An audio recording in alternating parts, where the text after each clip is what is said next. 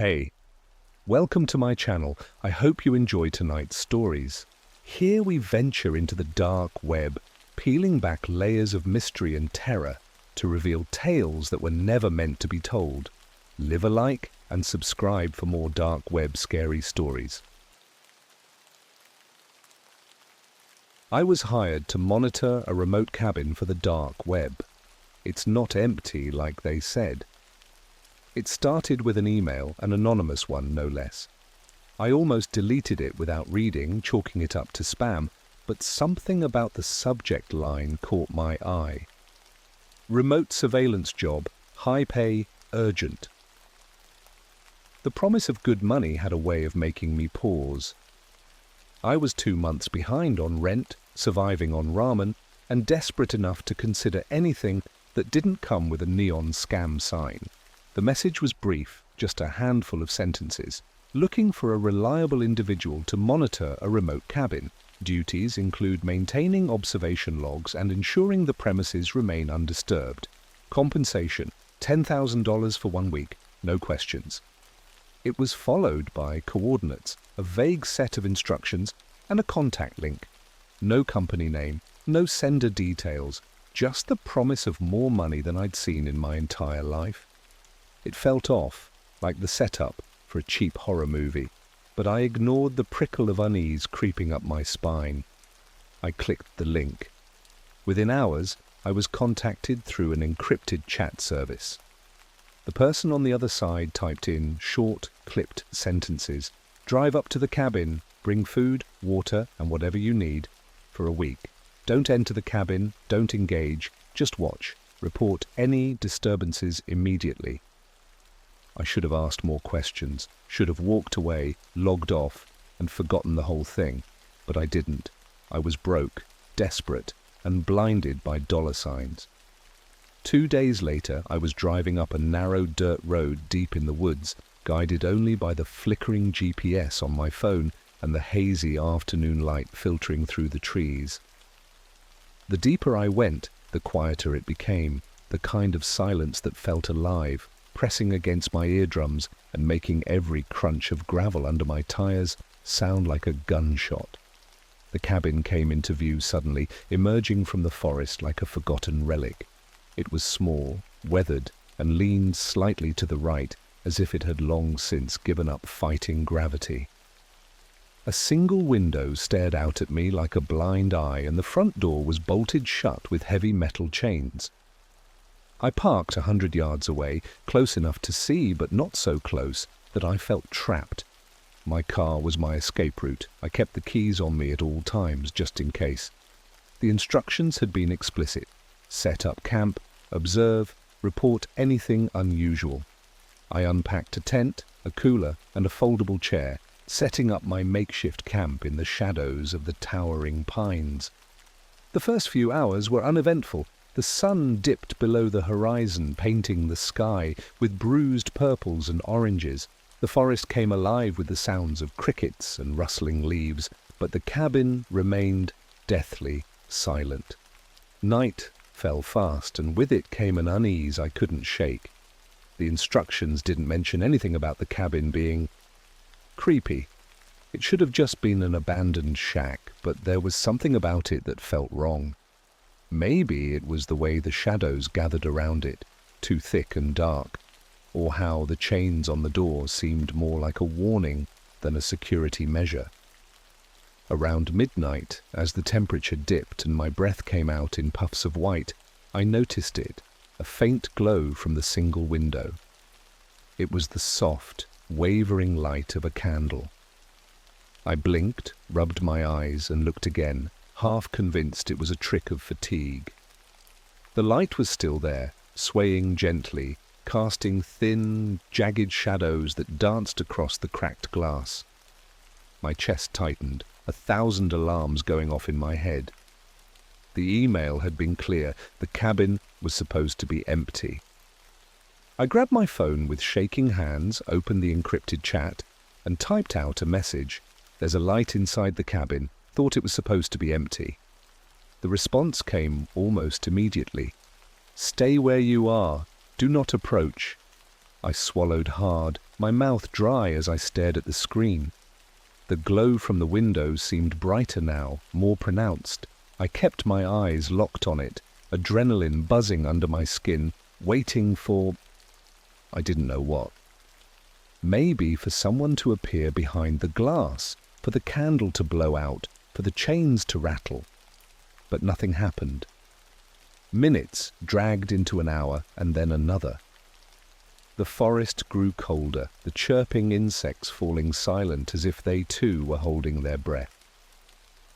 I wrapped my arms around myself, teeth chattering, and considered turning on my car heater just for a moment of warmth. That's when I saw it, a shadow tall and gaunt, passing by the window. It paused, lingering, as if aware of my gaze, before disappearing deeper into the cabin. I froze, fear clamping down on me so hard I couldn't breathe. My phone buzzed, the sound cutting through the silence like a blade. Stay put, no matter what you see. The forest around me was an ocean of black, broken only by the weak glow of my phone and the solitary light from the cabin's window. The shadow I'd seen haunted my thoughts, replaying over and over, tall, gaunt, deliberate. Whatever it was, it had moved with purpose. The encrypted chat buzzed again. Stay put, no matter what you see. My pulse thudded in my ears.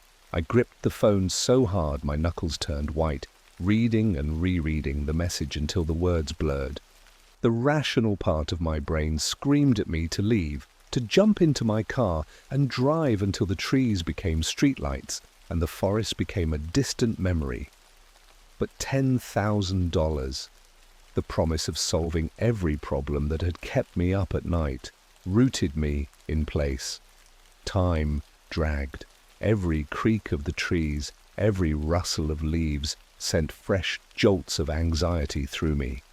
I shifted in my chair, trying to convince myself that the silence was just the forest settling down for the night. But this silence was different, thick, suffocating, as if the entire world were holding its breath. Then came the noise. A soft, rhythmic tapping, like fingers drumming against a window pane. I stiffened, the hair on my arms standing on end. The sound was coming from the cabin. I squinted, my eyes straining in the dim light, and saw it, a silhouette at the window. It was unmistakably human, but something about its stillness was wrong. It stood there, unmoving, except for the slow tapping of its fingers. My mouth went dry. I fumbled with my phone, fingers shaking, and typed out, "There's someone at the window." What do I do? The response came faster than I thought possible. "Stay put." "Do not engage," I wanted to scream. The shadow at the window tilted its head, almost curiously, as if it could see me in the darkness. I ducked lower, my heart thundering so loud I was sure it would give me away. The tapping stopped. For a moment there was nothing, just the suffocating silence and the sharp bite of the cold night air. Then a new sound, low and drawn out, like a door creaking open. My breath hitched as I realized it was coming from the cabin. The shadow was gone. I leaned forward, peering at the cabin's entrance. The chains on the door had shifted, hanging loose, as if someone, or something, had removed them from the inside. The door itself stood ajar, dark beyond its frame. My phone buzzed again, startling me so badly I almost dropped it. "Do not move. Watch closely." I wanted to shut my eyes, block out whatever was happening, but curiosity and terror held me captive. The faint glow from the window flickered, and a shape appeared in the doorway. It was hunched, skeletal, moving with a jerky, unnatural gait. I felt bile rise in my throat. It stepped fully into the moonlight, revealing skin stretched impossibly thin over its bones, eyes sunken deep into hollow sockets that seemed to gleam with a dark, knowing light. Its head swiveled toward me, and though I was hidden in shadow, I felt its gaze pierce straight through me. It opened its mouth, revealing a row of jagged, uneven teeth, and let out a sound that wasn't quite a scream, more like the anguished wail of someone who'd been forgotten. I clamped a hand over my mouth, fighting the urge to cry out. The figure turned away and began to move, disappearing into the forest, leaving the door to the cabin yawning open like a mouth ready to swallow. The last message on my phone burned into my mind. Stay where you are. You're not alone. The silence that followed was almost worse than the wail. It settled around me like a heavy blanket, pressing down on my chest and making it hard to breathe. My fingers trembled as I clutched my phone, reading and rereading the last message. Stay where you are. You're not alone.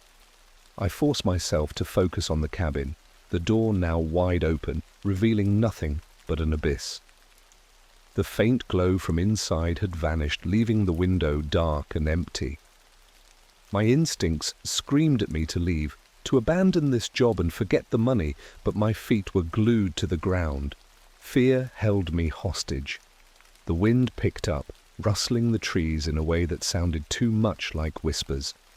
I strained to listen, hoping, praying it was just the forest and nothing more. But then, out of the corner of my eye, I saw movement, shapes just at the edge of the tree line. They flickered in and out of sight, almost blending with the shadows, like they were testing the limits of my perception. My throat tightened as I counted them. 3, maybe 4 figures, standing impossibly still. They didn't move, didn't make a sound, but I felt their eyes on me, watching. A sudden, deep thud echoed from the cabin, snapping my attention back. The door that had been ajar was now shut tight. I blinked, my mind racing to process what was happening. The chains were still on the ground, glinting in the pale moonlight like discarded silver. The figures at the tree line seemed to shift, taking a step closer, though it was hard to tell in the dim light. My phone buzzed in my hand, nearly making me drop it. Another message lit up the screen. If they approach, do not run. Panic coiled in my gut. Who were they? The figures by the trees? The skeletal thing I'd seen in the cabin? I wanted answers, but I knew better than to ask. Whoever was on the other end of this chat was watching, or at least knew more than I did, and their cryptic warnings were all I had. I glanced back at the figures and my blood ran cold. They were closer now, just beyond the reach of the moon's glow. One of them shifted, and I caught a glint of pale skin stretched taut over a face that looked more like a mask than anything human. Its mouth opened and closed silently, as if trying to form words. "Stay calm," I whispered to myself, my voice shaking. The chill in the air bit at my skin, numbing my fingers. I clutched my phone tighter, its screen now dark as I waited for another message that didn't come. The figures moved again, slowly, deliberately, stepping into the clearing between the trees and the cabin. I could see them clearly now, tall, thin, with limbs that seemed just a bit too long, and eyes that reflected the light like a predator's. They stood in a line, as if waiting for some unspoken signal. One of them tilted its head, eyes locking onto mine. A shiver raced down my spine, and I felt an unnatural stillness settle over me, like I was prey caught in the sights of something I couldn't outrun. My breath came in short, shallow gasps, and I resisted the urge to bolt for my car. "Don't run," I reminded myself, my voice barely more than a rasp. The figures seemed to hear it, or maybe they just sensed my fear, because they shifted, stepping back into the shadows as if melting away. The tension snapped like a rubber band, and I stumbled backward, knees giving out as I collapsed onto the forest floor.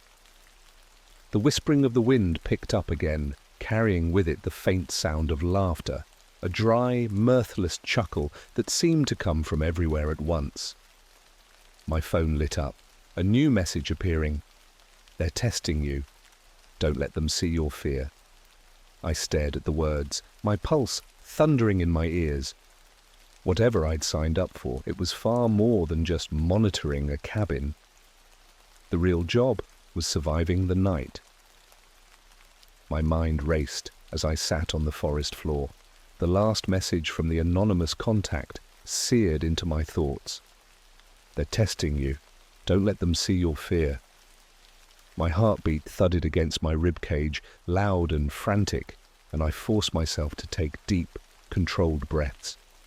The figures had melted back into the woods, but the air still felt heavy with their presence, as if they were watching from just beyond the edge of the clearing.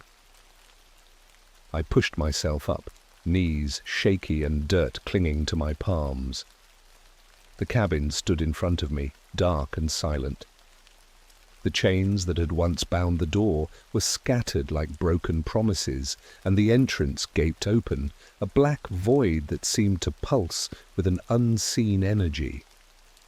I glanced at my phone, half hoping for another message, some guidance that would tell me what to do next. But the screen remained dark, a lifeless slab of plastic and glass. A rustling noise snapped me out of my daze. It came from the left, where the tree line pressed close like a crowd of onlookers. I turned the flashlight beam in that direction, the light trembling with my unsteady grip. The beam caught a glimpse of something moving, a flash of pale skin, eyes that reflected back like twin beacons in the dark. And then it was gone, swallowed by the forest. I backed up until I felt the rough wood of the cabin's wall at my spine. Every instinct screamed at me to run, but I knew that wasn't an option. The words on my phone echoed in my mind, "Don't let them see your fear." The night deepened, the temperature dropping until my breath came out in thick, white puffs. A noise broke the silence, a low, rhythmic thumping, like footsteps.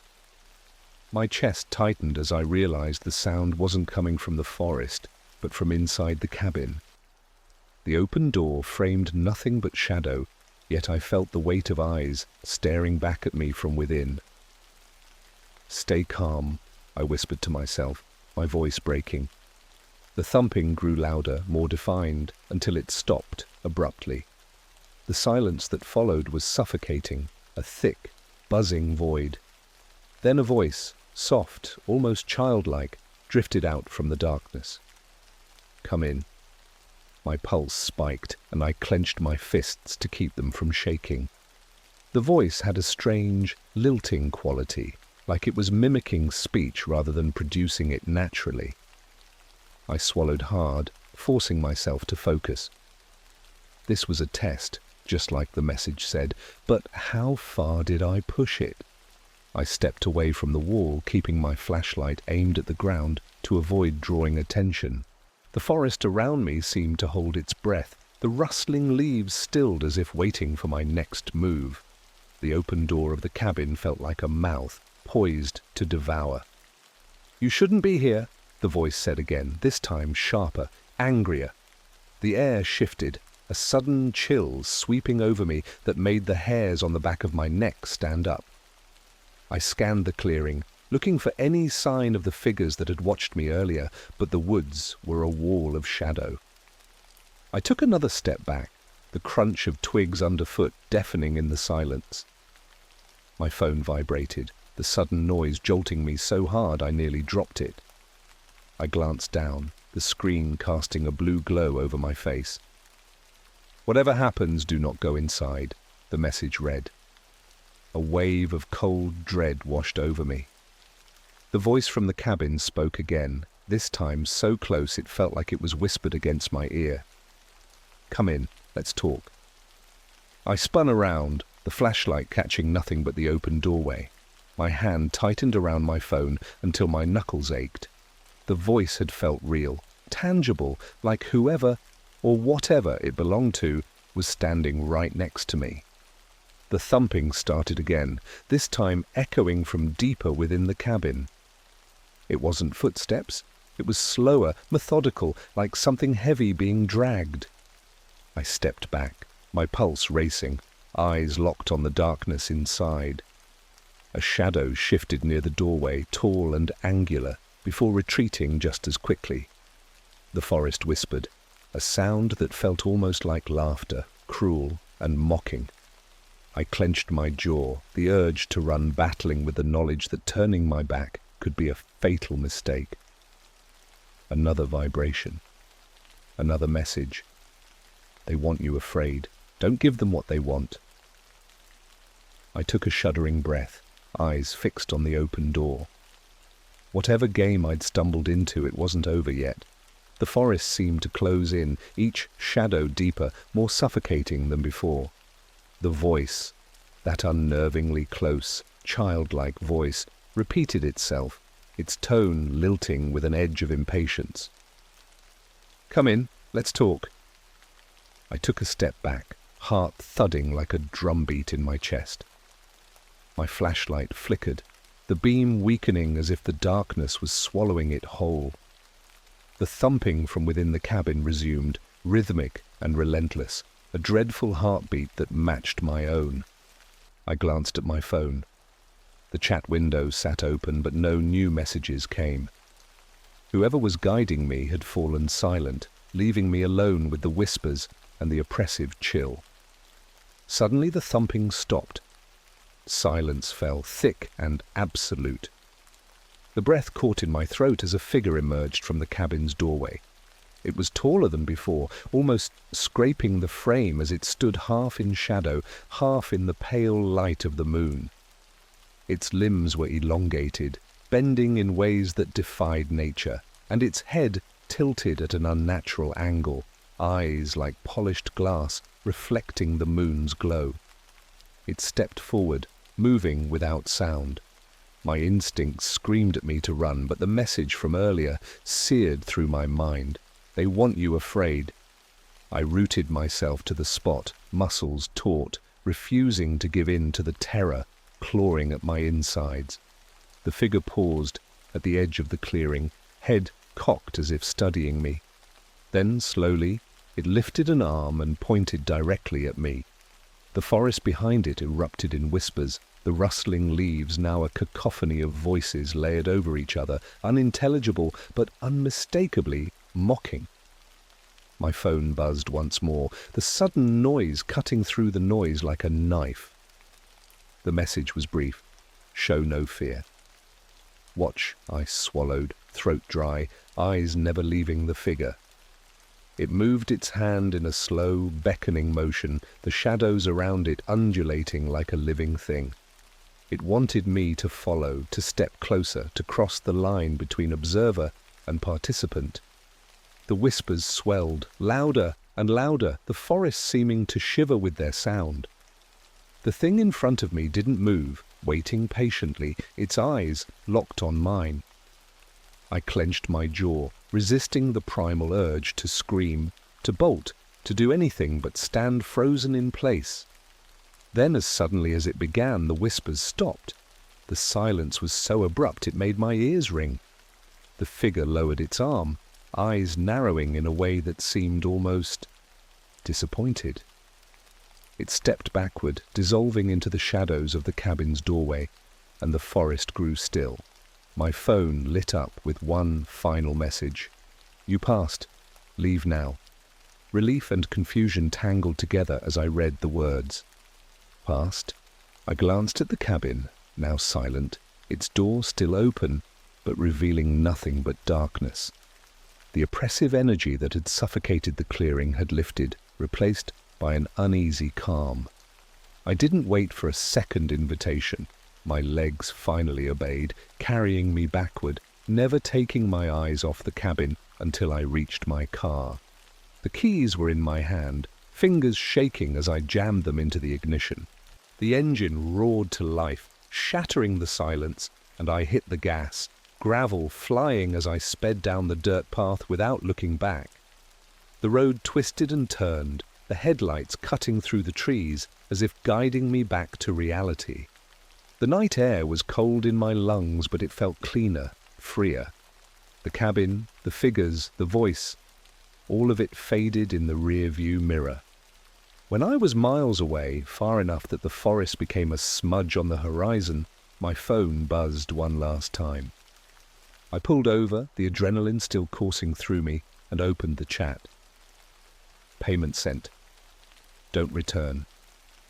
A notification popped up, confirming the deposit. $10,000, just like they promised. I stared at the screen, disbelief washing over me. But beneath the relief, a question gnawed at me. Who or what had I just passed a test for? I never found out, and I never went back.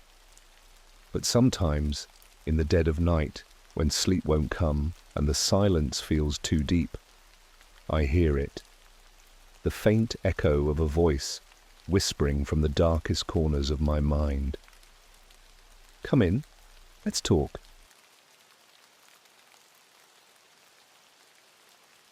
I found a dark web forum discussing an experiment to control dreams.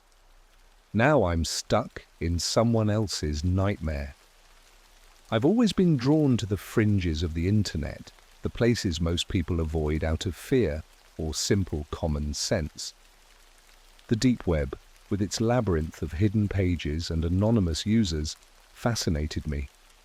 I convinced myself it was just curiosity, a taste for digital archaeology maybe. But if I'm being honest, there was always something darker in it, a need to prove that I could walk those shadowed corridors and come out unscathed. It started with a night like any other. Rain lashed against my window, and the glow of my computer screen cast a pale, ghostly light around my room. I'd been scrolling through message boards, checking out everything from conspiracy theories to urban legends. That's when I stumbled across a link buried deep in a comment thread, one of those URLs with a string of numbers and random letters, the kind that makes your stomach drop with a mix of excitement and dread. The page loaded slowly, revealing a dark forum with an old-school layout, the kind that looked like it hadn't been updated since the early 2000s. Its title glared at me in blocky text, The Lucid Labyrinth, a discussion on dream experiments. Below it, posts stretched on endlessly, some with cryptic titles like Echoes in the Dark and The Sleeper's Whisper. I clicked on one post titled The Key to Shared Consciousness, and my skin prickled at the opener. Have you ever woken up and felt someone else's thoughts drifting through your mind? You may not have been alone. I almost closed the page, but something made me read on. The user described a project called Project Somnium, supposedly a series of experiments carried out in the 80s to manipulate dreams and explore the idea of shared consciousness. It sounded like science fiction, the kind of thing you'd see in a late-night horror movie. But the post continued with unsettling details. How subjects claimed they could see things they'd never experienced, or how some woke up with memories that didn't belong to them. Against my better judgment, I scrolled down to the comments. Most were the usual mix of trolls and believers, but one stood out. If you're looking for proof, check the hidden window file. But don't say I didn't warn you. There was a link beneath it, short and unassuming. I hovered over it, feeling the thump of my heartbeat in my ears. Every part of me screamed to leave it alone, but curiosity won out. I clicked. The screen went black, then white text scrolled across like an old DOS prompt. Welcome to Somnium, Phase 1. Before I could react, a video window popped up. It showed grainy footage of a man sitting in a sterile, windowless room. He was hooked up to machines, wires trailing from his temples, and his eyes fluttered under closed lids, like he was trapped in some vivid dream. A voice crackled through speakers, deep and mechanical. Subject 4, Dream Synchronization, initiated. Suddenly the man's eyes flew open, wide and unfocused, staring right at the camera. His mouth moved, forming words without sound, but I swore I could feel them, a whisper, at the edge of my thoughts. The footage cut abruptly, replaced by text that blinked once before fading. Phase 1, complete. Enter Phase 2, Y or N. My finger hovered over the keyboard, the room around me heavy with silence.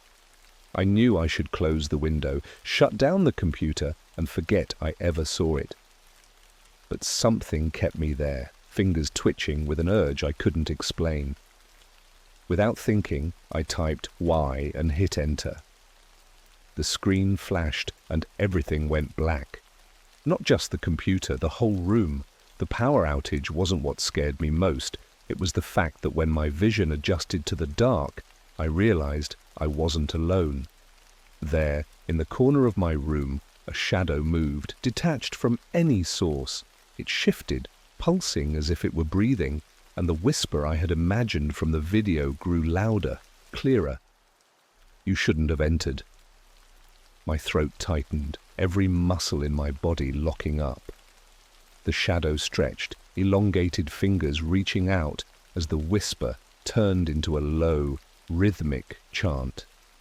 The last thing I saw before everything turned to static in my mind was that same face from the video, eyes wide and empty, staring right at me from within the dark. And then I fell, not onto the floor, but into sleep, deep, forced, and laced with someone else's nightmare. Waking up felt like surfacing from a deep, suffocating pool. My eyes snapped open, and for a moment I couldn't move. The room was dimly lit, my computer screen still dark, casting a faint reflection of myself in the gloss. My head throbbed, and there was an unfamiliar weight pressing against my temples, as if someone had clamped icy hands around my skull. I sat up, glancing around. Everything looked the same. The scattered books, the half-empty coffee cup on my desk, but the air was different. It felt charged, almost humming with a quiet tension. My fingers found the mouse, clicking and tapping, but the screen stayed black. I rubbed my eyes, half expecting the shadow from the night before to reappear, lurking in the corner. It didn't, but I couldn't shake the sense that I was being watched. The clock on my wall read 3:14 a.m., but it felt later, or maybe earlier. Time didn't seem to make sense. I stood, the floor cold under my bare feet, and moved to the window. The rain had stopped, leaving trails of water that glistened in the streetlight. The street was empty, silent. A sudden sound broke the stillness, a soft, rhythmic tapping like nails against glass. My breath caught, eyes darting to the source. It came from my computer screen. The black display was no longer blank. A faint outline pressed against it, like something trying to push through. The tapping grew louder, more insistent. I stumbled backward, my chair tipping over with a thud. The outline's fingers spread wider, pressing against the screen until hairline cracks splintered outward. A low whisper seeped from the speakers, threading through the silence. Dreams are the doorways. I wanted to scream, but my voice felt buried, trapped somewhere in my chest. The cracks widened, a spiderweb of jagged lines, and the whisper turned into a low, guttural chuckle. My phone buzzed on the desk, the sudden vibration making me flinch. I snatched it up, desperate for any break from the horror unfolding in front of me. A message lit up the screen from an unknown number. Phase 2 has begun. Sleep at your own risk. I dropped the phone like it burned, the warning echoing in my mind. This had to be a prank, some elaborate virus designed to mess with me. But the weight pressing down on my chest and the pulse in my temples told me otherwise. The screen on my computer flickered, a flash of static, before showing a grainy, distorted image. It was my room, viewed from the angle of my bed, a live feed. My hands shook as I turned, scanning the room for anything out of place. The camera lens above my monitor stared back, red light blinking. But this wasn't the same feed I'd seen before. It felt different, more immediate. As I watched, a shadow shifted across the image, moving toward the bed, my bed. The thing in the feed moved like it was made of smoke, twisting and unfurling in unnatural shapes. It paused at the edge, then slowly turned toward the camera, and for the briefest second I saw its face. It was mine, but hollow, eyes wide and dark, mouth stretched into a silent scream. I slapped the power button on my monitor, but nothing happened. The image persisted, the doppelganger tilting its head as if listening. The whisper returned, louder now, pulsing through the speakers and filling the room with a static-soaked chant. "Join us in the labyrinth!" The lights flickered, and for a moment, the shadow I'd seen in the video stood behind me, reflected in the darkened screen. I spun around, knife-sharp fear coursing through my veins, but the room was empty. I backed into the corner, knees weak, as the hum in the air grew into a low, droning buzz that rattled the walls. Then, as suddenly as it started, the sound stopped. The screen went blank, the red light of the camera blinked out, and the room fell into an uneasy silence. My phone buzzed again, the glow sharp in the dim room. "Sleep now, and we'll meet again." I didn't sleep that night, but deep down I knew it didn't matter. They'd find me anyway. Awake or not, I was already trapped in someone else's nightmare. The hours between midnight and dawn stretched on, taut as piano wire. I sat on my bed, knees pulled to my chest, eyes darting between the dark corners of my room and the silent black screen of my computer. Every so often, the memory of that shadow, that twisted reflection, would surge back, sending a chill across my skin. The hum of static still seemed to resonate in the air, a phantom echo that wouldn't let me forget. I hadn't dared turn the computer back on. The thought of that grainy image, the way it had tracked me, was enough to keep me glued to the edge of fear. Instead, I'd pushed a chair against the door, barricading myself inside my room, like that could stop whatever force was already here. Outside, the occasional car whooshed by, their headlights slicing through the dark like fleeting lifelines. By 4 a.m., exhaustion crept in, blurring the edges of my vision. The warning message, "Sleep at your own risk," kept looping through my mind. My eyes would flutter shut just for a second, and that face would be there, hollow and gaping, waiting behind my eyelids. A sudden knock shattered the silence, 3 sharp raps against my window, crisp and deliberate.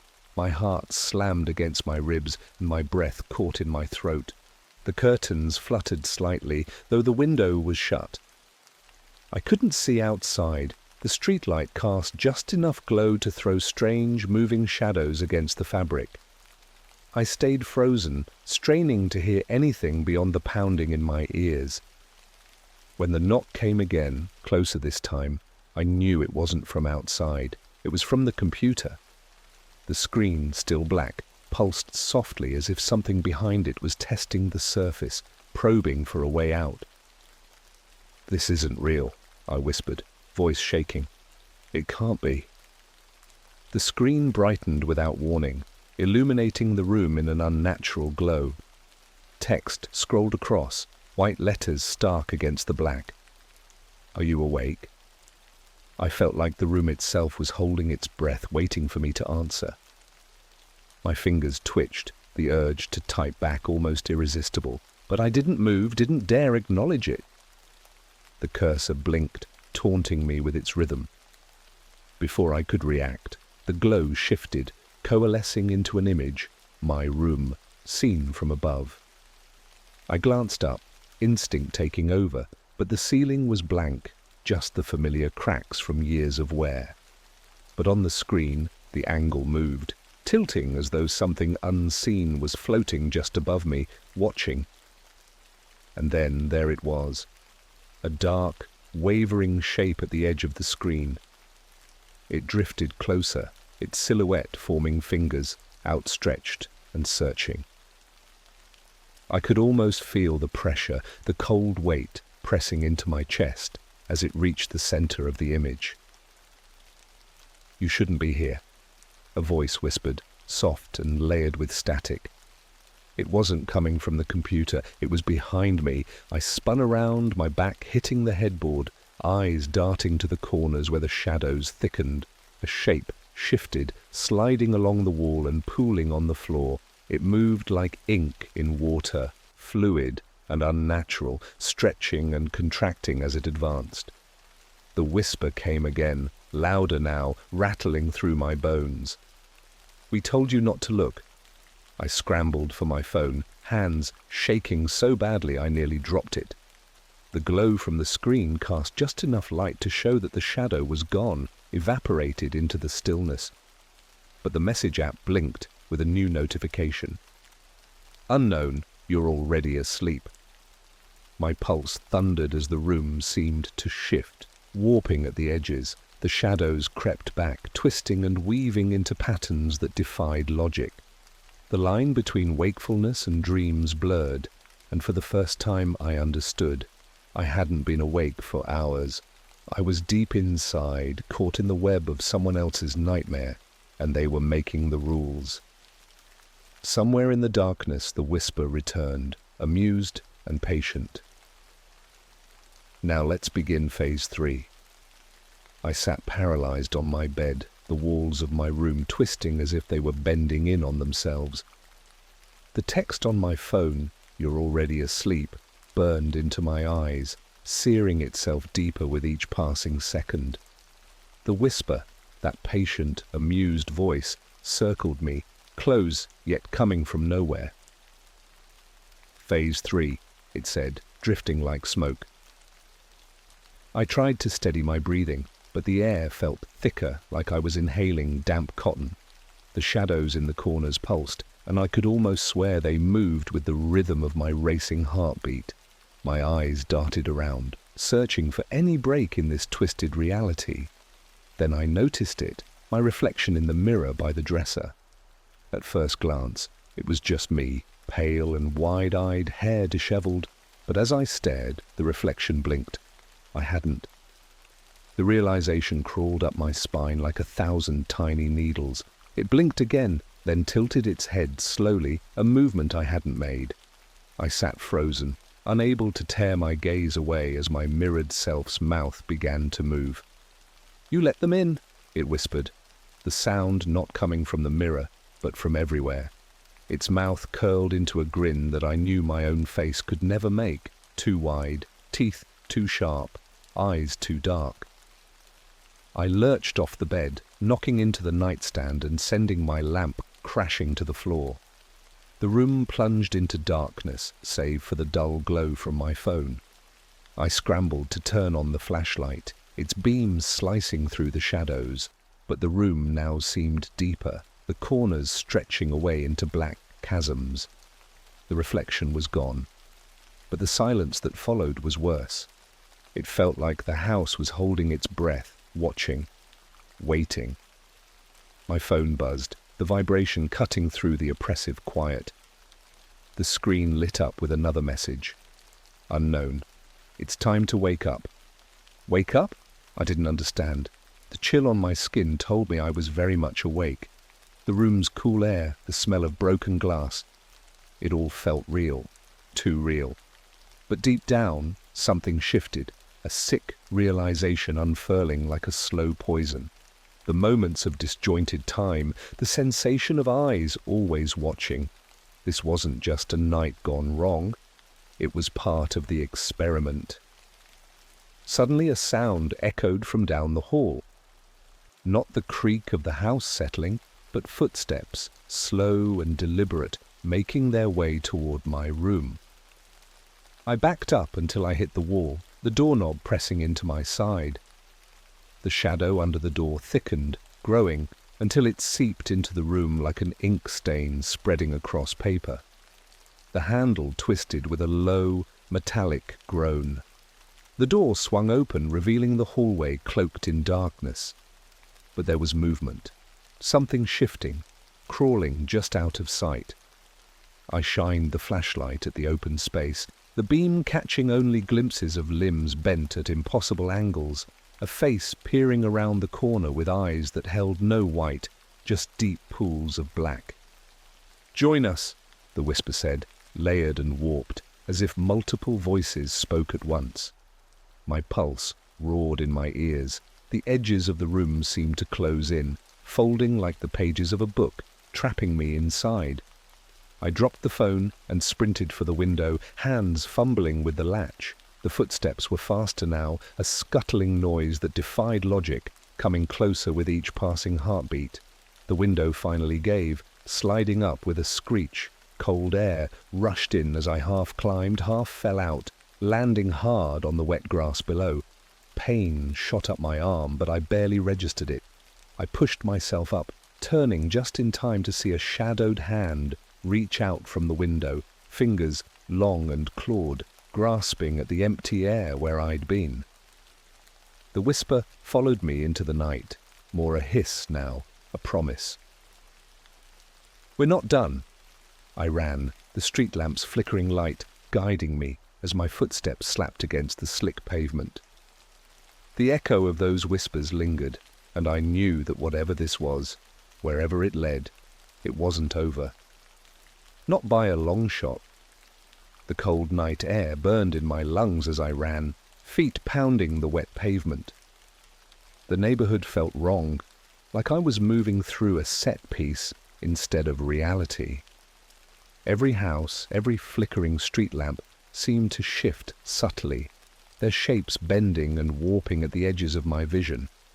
The whispers followed, stretching from the dark corners of the night and wrapping around me like a noose. "We're not done," they echoed, each word sinking deeper into my mind. I turned the corner, hoping to reach the main road, but my steps faltered. The street ahead was unfamiliar, a stretch of cracked asphalt lined with houses I didn't recognize. The windows of each house glared like dark, vacant eyes, watching me stumble past. Panic gripped me tighter with every step. It was as if I'd been dropped into some twisted version of my own neighborhood. Familiar, yet foreign. Real, but impossibly wrong. My phone buzzed, the vibration almost painful in my hand. The screen lit up with a notification. Unknown. Welcome to Phase 4.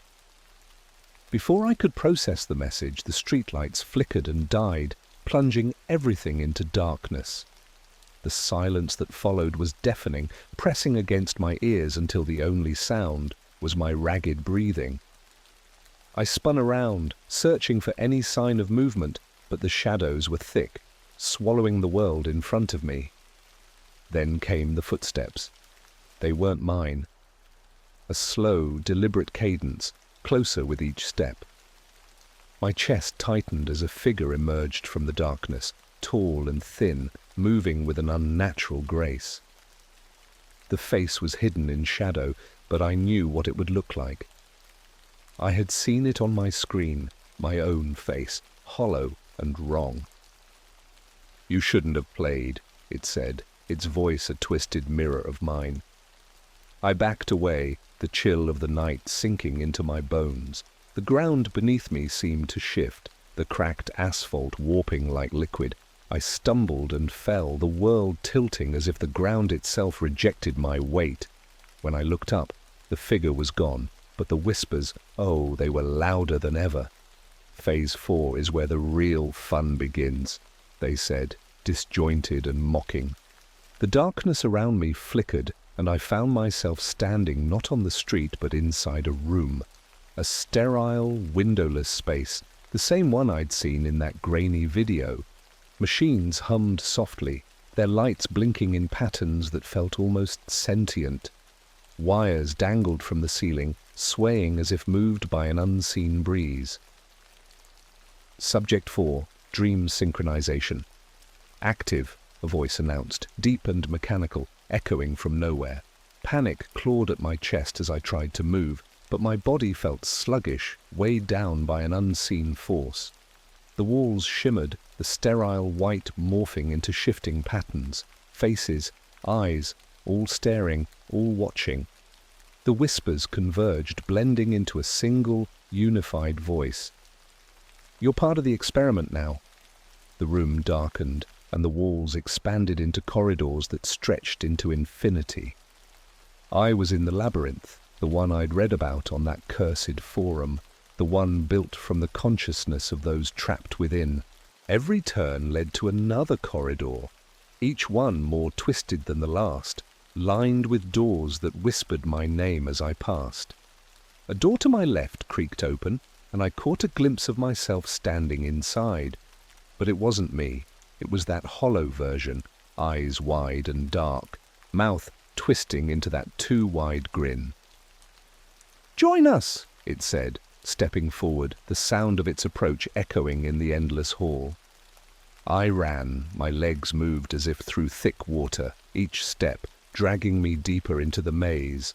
The laughter behind me grew, echoing from every direction, and the shadows ahead shifted, forming hands that reached out, brushing against my arms, tugging at my clothes.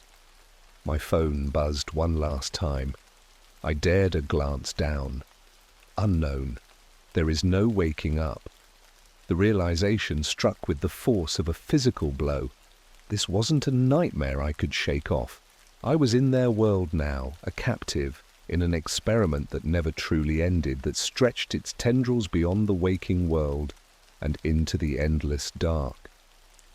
And somewhere, in the deepest part of the labyrinth, the whispers were laughing.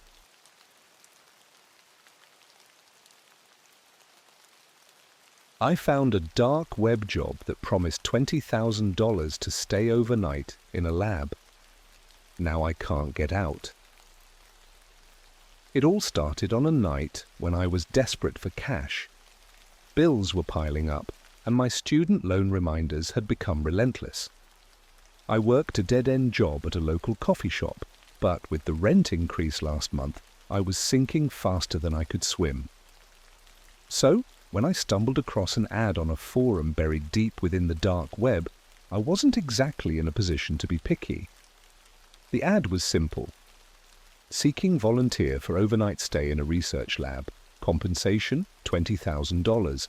No experience necessary. Will provide transportation. Inquire within. My gut told me to scroll past it, but my bank account told me otherwise. I clicked the link, and it took me to a form with only a few fields: name, age, and email. It didn't ask for a resume, references, or anything that would make it seem like a legitimate job.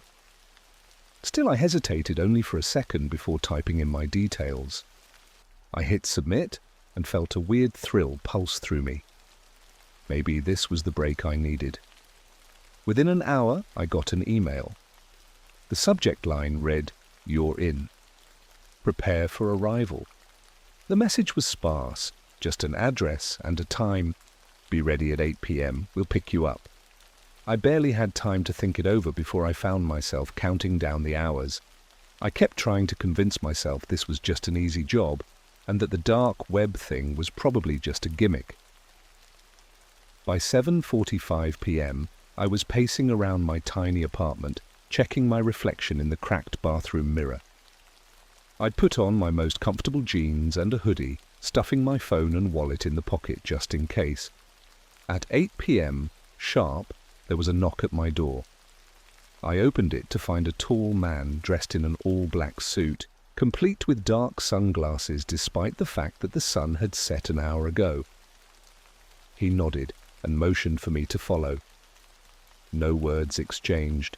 The ride was long, the road stretching into darkness as the city lights fell behind. The man didn't speak, and the silence felt like it was pressing down on me. I'd glance over at him every now and then, only to find his gaze fixed straight ahead, hands gripping the wheel like a vice. I tried to focus on the road, but the longer we drove, the more it felt like we were leaving reality behind. Eventually, the car turned onto a narrow gravel path that led to a building that looked more like a fortress than a lab. No windows, just slabs of concrete and a steel door. The man parked, stepped out, and motioned for me to do the same. The cold night air bit at my face as I followed him inside. The door groaned as it opened, revealing a sterile hallway lined with flickering fluorescent lights. The smell of antiseptic filled the air, sharp and metallic. I shivered as I walked, feeling the chill seep through my clothes. We passed door after door, each marked with a code that meant nothing to me. My unease deepened with every step, but the promise of $20,000 was a powerful motivator. "Wait here," the man said, his voice low and mechanical. He stopped in front of a door marked Lab 7 and gestured for me to step inside. I swallowed hard, trying to steady my breath, and walked through. The room was lit by a single hanging bulb that cast long, eerie shadows across the walls. In the center was a steel table with leather straps hanging off the sides.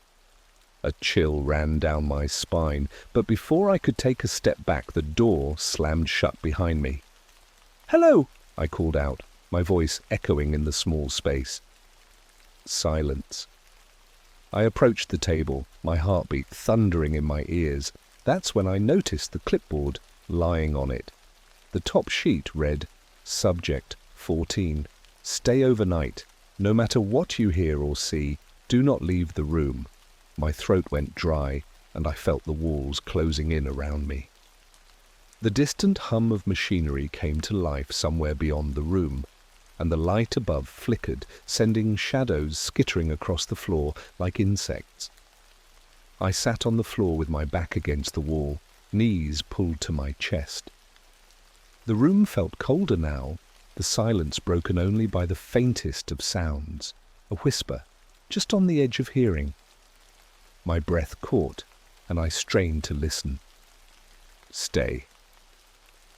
I couldn't tell if the word had come from outside the door, or if my mind was playing tricks.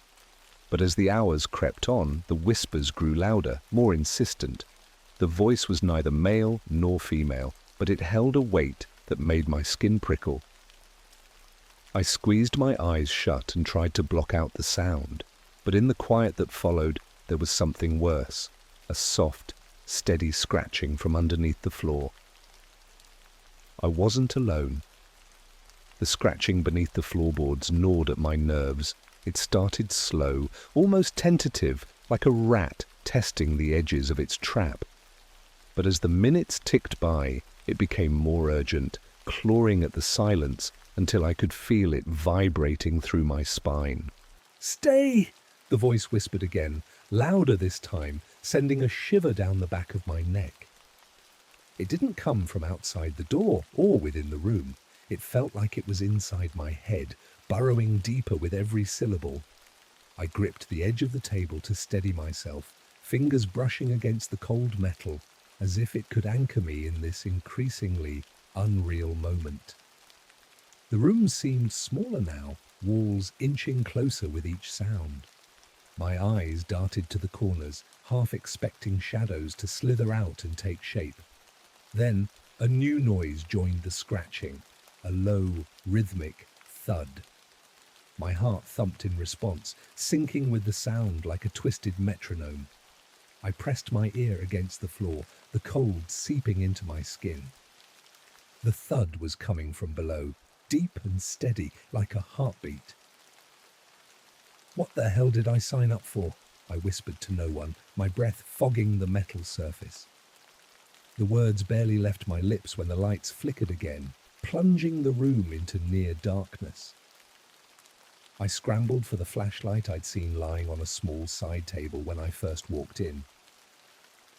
My hands shook as I clicked it on, the beam illuminating the sterile walls and casting long, jagged shadows that seemed to dance. The whispers continued, overlapping now, as if several voices were speaking at once. Each one said the same word: "Stay." But there was something else beneath them, a deeper, almost growling undertone that sent a chill skittering down my spine. Suddenly the thudding stopped. The silence that followed was worse, thick, pressing down on my chest, making it hard to breathe. I stood frozen, listening for anything that would break it. But then the sound came, not from beneath the floor, but from the walls. A dragging noise, slow and deliberate, as if something was moving just behind the concrete. The room felt colder, the air sharp and stinging against my skin.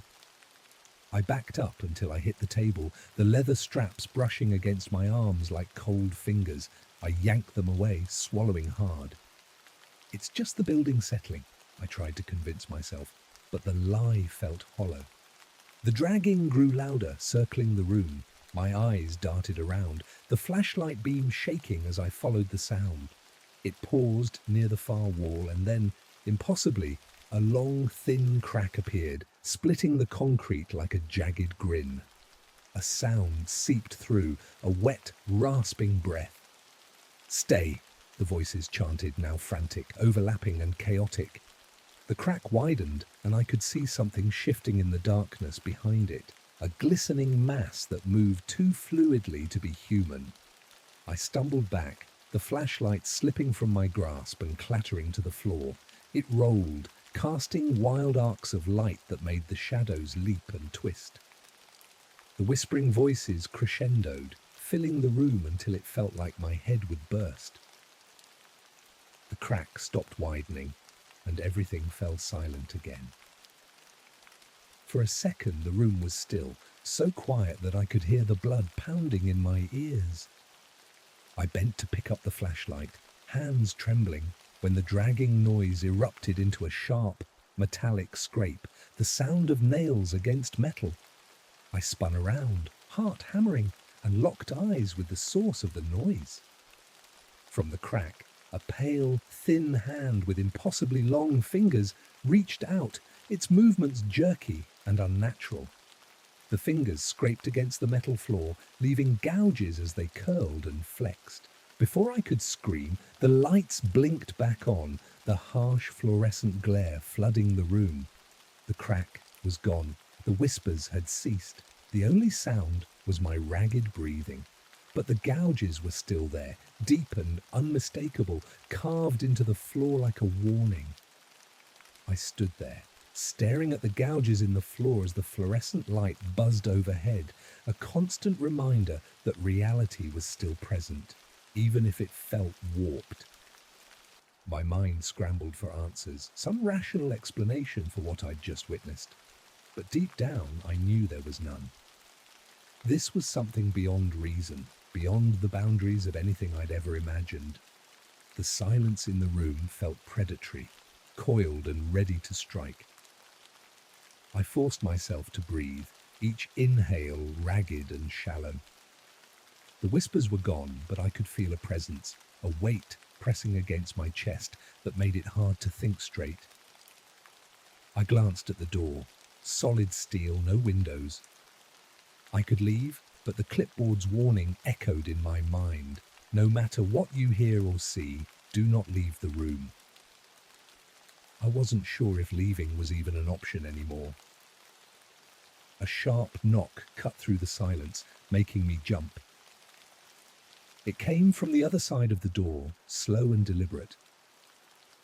My heart skipped a beat, and I felt a cold sweat break out across my forehead. "Who's there?" My voice trembled, barely louder than a whisper. Silence. I took a shaky step toward the door, straining to hear anything, breath, movement, anything that would confirm I wasn't alone. The knock came again, louder this time, resonating through the room like a gunshot. My instincts screamed at me to back away, to put as much distance as possible between me and that door. Then a voice that didn't belong to the whispers, called out. It was flat, devoid of any emotion, and it made my skin crawl. "Subject 14, open the door." I froze. The way it said my assigned number, the cold detachment in its tone, it felt wrong, like a parody of human speech. I shook my head, even though no one could see me. "No," I said, my voice barely steady. The silence stretched on, punctuated only by the hum of the light. I took another step back, the edge of the table pressing into my spine. My eyes darted around the room, looking for anything I could use as a weapon, but the space was barren. Only the table, the chair, and the flashlight lying on the floor remained. "Subject 14, the voice repeated, a note of impatience creeping in. "Open the door!"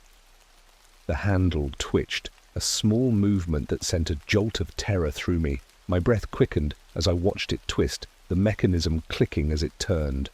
The door creaked open an inch, just enough for the fluorescent light to spill into the hallway beyond. The crack revealed nothing but darkness, an abyss that seemed to stretch endlessly. A hand, pale and thin with fingers that were just slightly too long, appeared at the edge of the door, pressing it open another inch. I couldn't move. I couldn't breathe. The memory of the gouges on the floor and that shadowy hand came flooding back, paralyzing me with fear. The hand disappeared, and for a moment I thought that whatever was out there had retreated. But then a face appeared, or something that mimicked a face. It was bone white, with deep, hollow eyes, and a mouth that didn't quite align right. It smiled, a jagged, broken line splitting its lower face, revealing rows of teeth that were too sharp and too many. "Stay," it said, this time with a mocking edge. The door slammed shut, rattling the walls. The echo seemed to last forever, reverberating through my chest. My legs gave out, and I sank to the floor, unable to tear my eyes from the door. The room was silent again, but this time it felt different. The presence wasn't outside anymore. It was here, inside, with me. I could feel its gaze, a prickling sensation that ran from the back of my neck to the base of my spine. The clipboard on the table slid, scraping across the metal surface before falling to the floor. My eyes widened as I saw what had replaced the initial warning. The paper was blank except for 2 words, scrawled in jagged handwriting that looked eerily familiar. "Leave now." The words "leave now" seared into my brain as I stared at the fallen clipboard. My instincts screamed to obey, but my legs felt anchored to the floor, heavy with a fear that seeped into my bones. The silence in the room was thick, suffocating. It was as though the very air had conspired to trap me, to keep me there for whatever came next. A sudden metallic clank shattered the quiet. My head snapped up, and I saw the steel table shudder as if something had struck it from beneath. I staggered backward, heart hammering. The thudding came again, this time more forceful, rattling the leather straps that dangled like limp arms. I clutched at my chest, willing myself to stay calm, but my breath came in ragged gasps. Then I heard it, a voice, barely more than a whisper, echoing up from below the floor. "Help! Me!" I froze. The voice was thin and desperate, more human than anything I'd heard since I stepped into this place. It quivered with pain and something deeper, a terror I recognized too well. I dropped to my knees, pressing my ear to the cold, unyielding floor.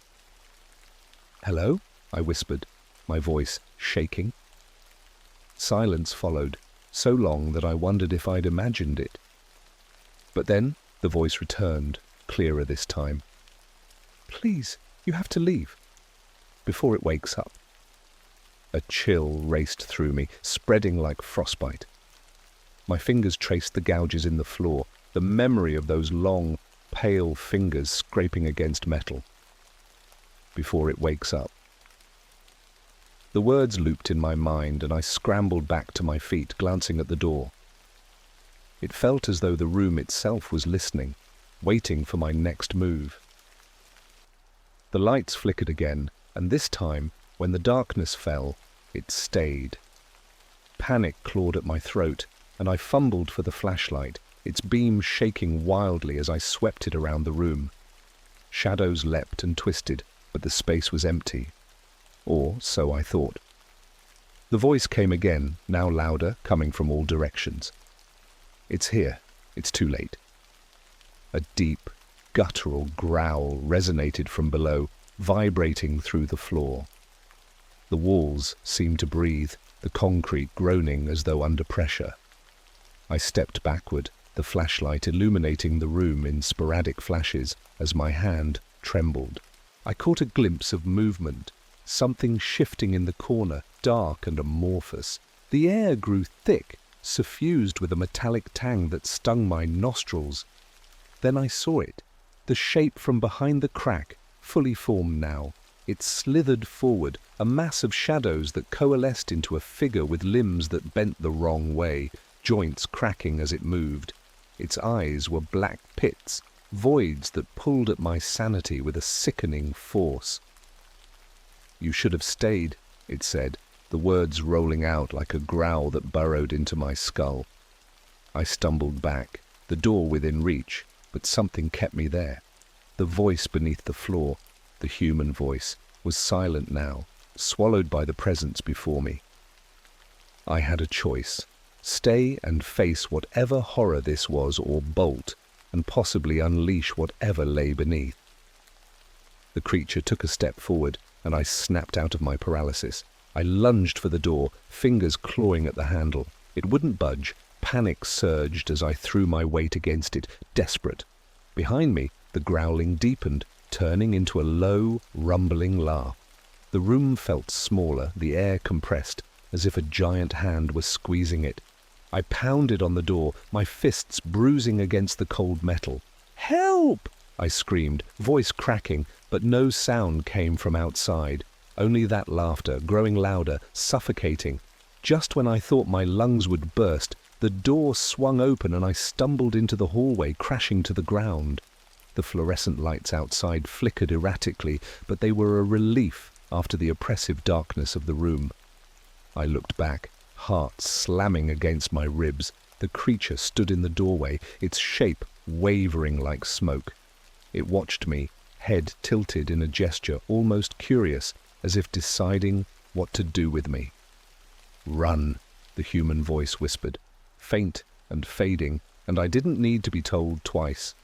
I scrambled to my feet and sprinted down the hallway, the laughter following me, echoing off the walls until it became one with the pounding of my heart. I didn't stop, not even when the lights above me shattered, plunging the corridor into darkness once more. Because now, I knew, something worse was awake, and it wouldn't let me leave that easily.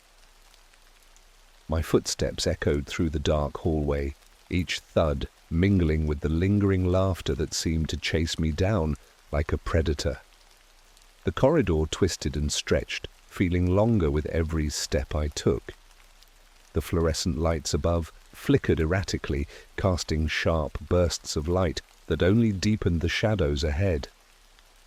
I risked a glance over my shoulder. The thing in the doorway was gone, but the sense of being hunted hadn't left. The human voice that had begged for help was silent, as if it had never existed. I pushed forward, my breath coming in short, panicked bursts. The air grew colder the deeper I went, freezing my lungs and numbing my fingers. The antiseptic scent from earlier now carried a sharp, metallic bite, like blood and rust. I passed door after identical door, each marked with strange codes that meant nothing to me. I didn't dare stop to look, afraid of what might be waiting behind them. The laughter had faded, but now a new sound took its place, a low, wet scraping, as if something heavy and ragged was being dragged across the floor. "Come on," I whispered, urging my legs to move faster, but exhaustion was starting to pull at me, slowing me down. I reached an intersection where the corridor split in two directions. The left was shrouded in darkness, the right faintly lit by an emergency exit sign that glowed a sickly green. I sprinted to the right, feet skidding on the smooth floor as I made the turn. The scraping sound grew louder, closer. I pushed myself harder, lungs burning, eyes locked on the glowing exit sign at the end of the hall. It felt like salvation, a beacon pulling me out of this nightmare. Just as I reached the door, a deafening crash echoed behind me. I spun around, heartbeat thundering in my chest. One of the hallway doors had burst open, hinges twisted and broken. and from the darkness something moved, a shape that defied form, fluid and grotesque, sliding and shifting as it advanced. Limbs extended and retracted, fingers clawing at the floor and walls, dragging its body forward. "You can't leave," it said, the voice a horrible mix of tones that grated in my ears.